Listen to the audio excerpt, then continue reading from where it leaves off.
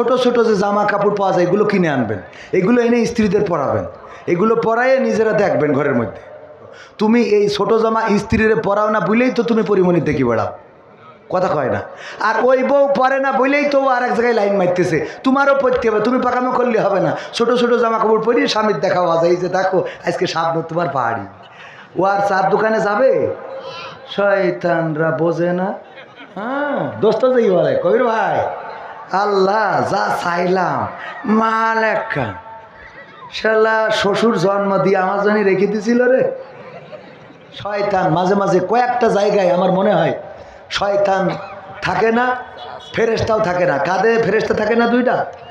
আমার মনে হয় যে মদখোর বিড়িখোরিরা যখন আমিন বলে নামাজে যে আমিন, ওই যে গন্ধ বের হয় দুর্গন্ধ বিড়ির, ফেরেশতা কাঁদতে চলে যায় যে পরে এসে সোয়াব লেখবো, আগে তুই পড়িয়ে নে। ঠিক না বেটে? এত দুর্গন্ধ। মা বোনেরা বলছে হুজুর এই একটা ভালো কথা কইছেন, কারণ ওদের দুর্গন্ধের জ্বালায় আমরা তো একসাথে থাকতেই পারিনি।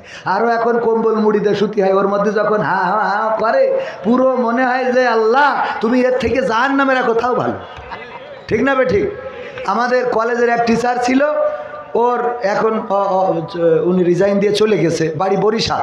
বললো যে ভাই একটা কথা আপনার সাথে শেয়ার করি। আমার এক চাচা ছিল সমসাময়িক সমবয়সী, তো চাচা বিয়ে করার পরে চাচি ওর ঠোঁটে কোনো দিন কিস করতে দেয় না।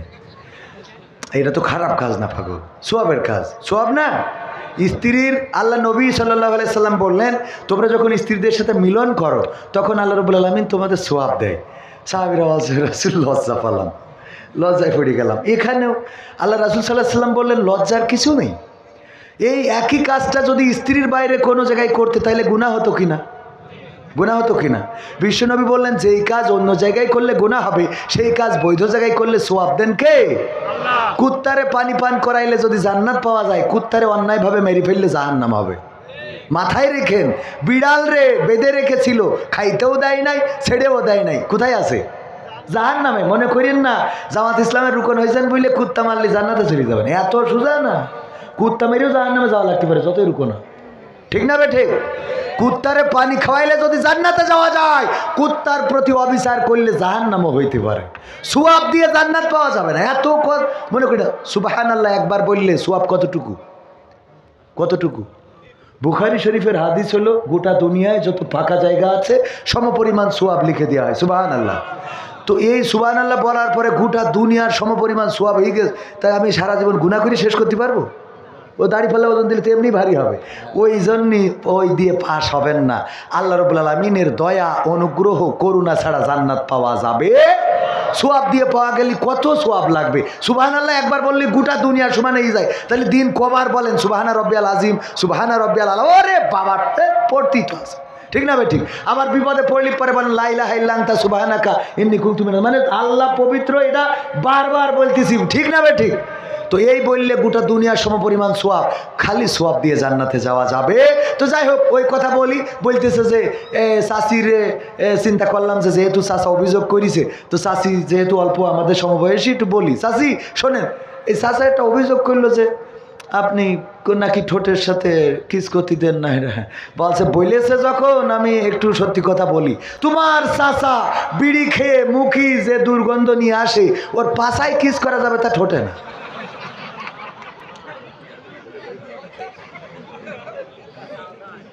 মা বোনেরা বলছে এই হুজুরির আল্লাহ হায়াত দারাজ করে দাও, কারণ কি যে জ্বালায় আছি বলে বুঝতে পারবো না। ওই যে হুজুরা কইছে স্বামীর অবাধ্য হওয়া যাবে না, তাই এখনো বাধ্য হয়ে আছে। তা না হলে ওর যে বিড়ির গন্ধ, তা ওর তো ছেলেপিলে হওয়ার কথা না। ঠিক না ভাই? ঠিক। ওর যে বিড়ির গন্ধ ছেলেপিলে হওয়ার কথা। একটু পুরুষরাও ভালো হওয়ার দরকার আছে না নাই? বিড়ি যারা খান ছেড়ে দেবেন, আজকে নিয়ত করেন, হাত তোলেন, কিটা কিটা একজন তুলে কিটা কিটা ছাড়বেন, এটা জিজ্ঞেস করছি। তাও দুই একজন মনে করি হাত তুলেছেন, ভালো। বিড়ি খাবেন আর খাবেন না, স্ত্রীদের কষ্ট দেবেন না, স্ত্রীদের সাথে ভালো ভালো কথা বলবেন, ভালো আচরণ করবেন। বিশ্বনবী বলেছেন স্ত্রীদের প্রশংসা করো তাদের সামনে। কাদের সামনে? তাদের সামনে, স্ত্রীদের সামনে। ওই বন্ধু যেই বলার দরকার নেই যে দোস্ত মাল একটা নিয়ে আইছি। হ্যাঁ, দোস্ত যেই বলে কবির ভাই আল্লাহ যা চাইলাম মাল একখান, শালা শ্বশুর জন্ম দিয়ে আমার জন্য রেখে দিছিল রে। ঠিক না বে ঠিক? ওইটা বন্ধু খাই তাহলে একটু দেখতে যাবা নে। এবার আজকে দোস্ত আসবে, তুমি একটু সাজো, ওর জন্যই সাজো, দোস্তর জন্যই সাজবে। দোস্ত এসে দেখি কয় আসলে মাল একখান পাইছিস, দেখি আমি কি লাইন করা যায়। ঠিক না বে ঠিক? তুমি মইটার দেখাও, স্ত্রীর সামনের পরে বলবা, দাঁত যদি উঁচু হয় বলবা আল্লাহ তোমার দেখলি পরিমণির কথাও মনে পড়ে না। এ বলা যাবে না কথা? এগুলো বলবেন, স্ত্রীকে প্রশংসা করবেন। বিষ্ণুনবী এটা করতেন, বিষ্ণুনবী স্ত্রীদের প্রশংসা করতেন। আল্লাহ রাসূল সাল্লাল্লাহু আলাইহি ওয়াসাল্লাম বিবি খাদিজা রাদিয়াল্লাহু তাআলা আনহাকে মৃত্যুর আগ পর্যন্ত বলেন নাই, মদিনায় এসে বলেন নাই, হাত তুলে দোয়া করেছেন, কত ভালোবাসতেন। আর আমরা ও মরিয়ে যাইয়ে মাটি শুকাইনি, এর মধ্যে নিখে করা সারা, ও মরার ক্যান্সার হয়েছে, এর মধ্যে দেখে রাখা হয়ে গেছে, মল্লিক পরে নিয়ে আসবো। ঠিক না বেঠে? ওরে বাবা রেডি, আর 3 পায়ে খাড়া। শয়তান কোথাকার, 3 পায়ে খাড়া, কয় পায়? শয়তান। মাথায় রাখবেন, স্ত্রীদের প্রশংসা করবেন।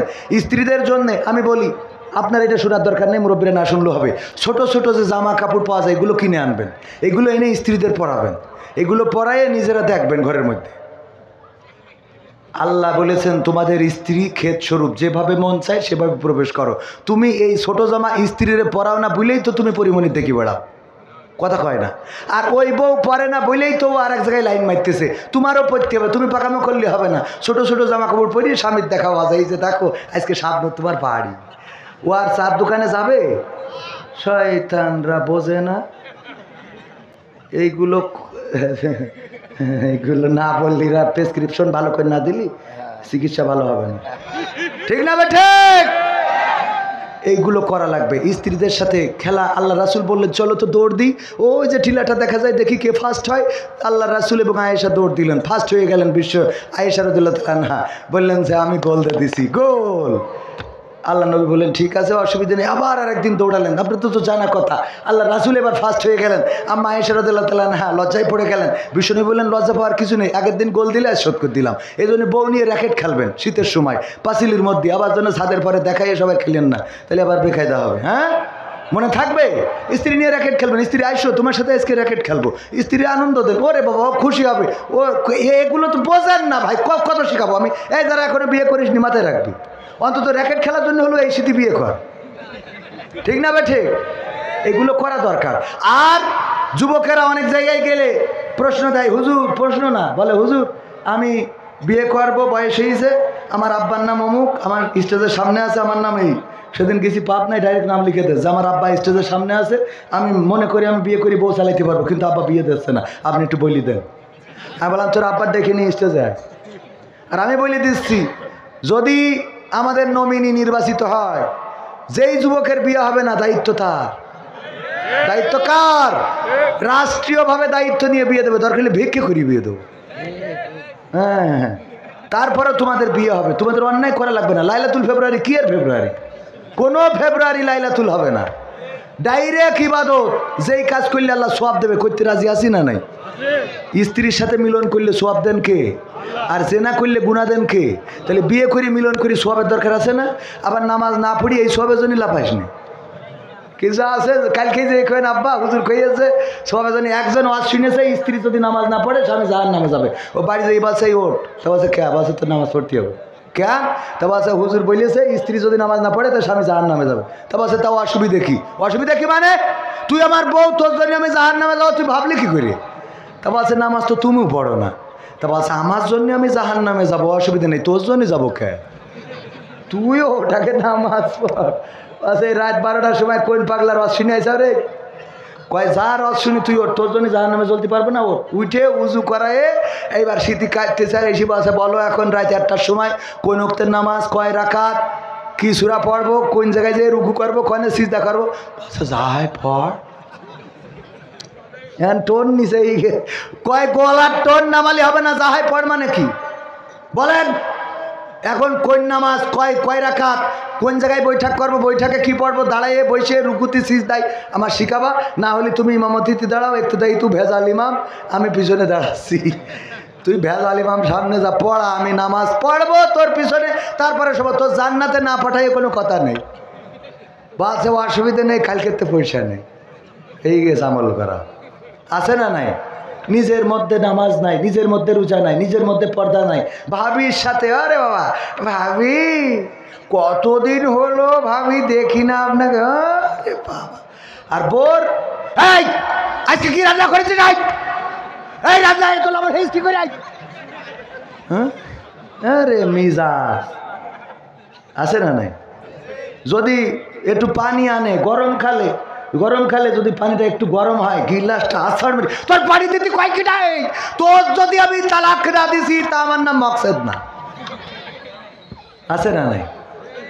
আর ভাবির বাড়ি যায়, যে এই ভাবি কয় ভাবি একটু পানি হবে, কি বলছেন পানি কেন, শরবত করে এনে দিচ্ছি একটু দাঁড়া। এইবার শরবত করে দিলে লবণ দেশে এত লবণ আর লেবু দিয়ে, লেবু এত টিপা টিপেছে যে তিতে হয়ে গেছে, আর লবণ এত দেওয়া দিয়েছে যে বিষ তেল খালি ওর থেকে ভালো লাগে। ওই খায় আর গিলতে পারছে না। তারপরে ভাবি জিজ্ঞেস করতেছে বলতো ভাই কেমন হয়েছে আমার হাতের শরবত। ও ভাবি এ শরবত তো শরবত না, মনে আছে জমজম খুবির পানি খাচ্ছে, শয়তান কোথাকার। আর বউ রান্না করলে তোমার অসুবিধে হয়, ভাবির হাতে লবণ হয়ে গেল শরবত জমজম খুবির পানির মতো মনে হয়। আছে না নাই? মা বোনিরা বলছে হুজুর আর একটু কম, কিন্তু 12টা বেজে গেছে আর বলা যাবে না, দোয়া করুন।